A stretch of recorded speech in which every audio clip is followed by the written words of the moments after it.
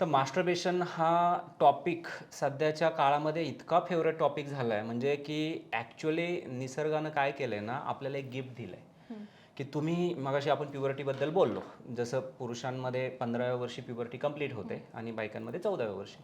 Feelings येणारच आहेत ना, करूशी वाटणारच आहे की मला आता इंटरकोर्स सेक्स करूशी वाटतोय, मला खूप फिलिंग्स निर्माण झाल्या आहेत आणि कंटेंट अवेलेबल आहे फ्रीली. तो रात्री आजकाल बेडरूम जे आहे मुलांचं आईवडिलांचं सेपरेट असतं, त्याच्याकडे मोबाईल फोन आहे, त्याला ते सगळं पाहता येतं. म्हणजे तुम्हाला त्या ठिकाणी एक्सपोजर आहे. तुम्हाला ताट वाढून ठेवले जेवायला चांगलं छानपैकी, तुम्हाला भूक पण लागली आहे जोराची, पण आता आपल्याकडनं असं सांगितलं जातं की तुम्ही जेवायचंच नाही, तुम्ही उपाशी राहायचं. निसर्गानं गिफ्ट दिले 15 वर्षे. निसर्गाचं म्हणणं आहे 16 म्हणजे तुम्ही वयात आले तर पुढच्या काही आठवड्यात महिन्यात वर्षात सेक्स चालू व्हायला पाहिजे. पूर्वी लग्न व्हायची 16व्या-17व्या वर्षी, गरजच नाही मास्टरबेशनची. मास्टरबेशन हा प्रकार अवेलेबलच नव्हता तेव्हा, कारण तेव्हा लगेच इंटरकोर्स करण्यासाठी ऑप्शन अवेलेबल होते.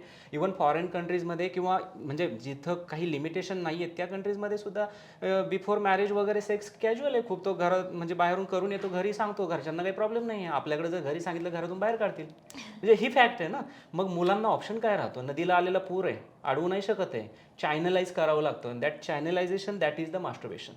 सो म्हणून तुम्ही आता वयात आलेत आणि तुमच्याकडे आता सेक्सचा ऑप्शन नाही आहे, तर आठवड्यातनं एखाद्या वेळेस करणं ठीक आहे.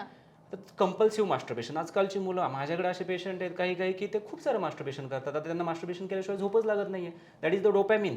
म्हणजे सेरोटोनिन आणि डोपॅमिन असे हार्मोन्स आहेत की डोपॅमिन म्हणजे मला फक्त पाहिजे ते, मग तो फक्त त्याच्या पाठीमागं लागतो ते सुख मिळवण्यासाठी. सुख किती वेळाचं असतं? 10 सेकंदाचं, पण त्यासाठी तो तडफडत असतो. मग आज मास्टरबेशन केलं, छान वाटलं, उद्या अजून करायचं, मग त्याची सवय लागते. That is the addiction. मग ते जे ॲडिक्शन आहे त्याला आपण म्हणतो कंपल्सिव्ह मास्टरबेशन. तर हे नाही पाहिजे.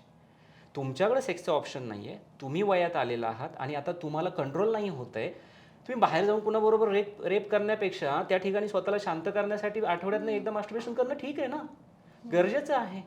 तुम्ही कुठे जाणार आहे? प्रॉस्टिट्यूटकडे गेलं तिथं एस-टी-डी होऊ शकतं, लैंगिक संसर्गजन्य आजार. मग हे रेप किंवा लैंगिक संसर्गजन्य आजार किंवा अजून तो कंटिन्युअसली पॉर्न पाहतोय, हे सगळं होण्यापेक्षा त्यांनी स्वतःला मोकळं केलं आठवड्यातनं एकदा करून, that is okay, no problem.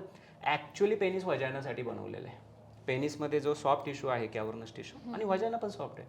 वजायनामुळे पेनिसला problem नाही आहे, पण डेफिनेटली हँडचा मसल स्ट्रॉंग आहे, किंवा काही लोक बेड रबिंग पण करतात, तर ते पेनिसचं जो मसल नर्व्ह व्हेसल आहे त्याला कमजोर करणारच आहे.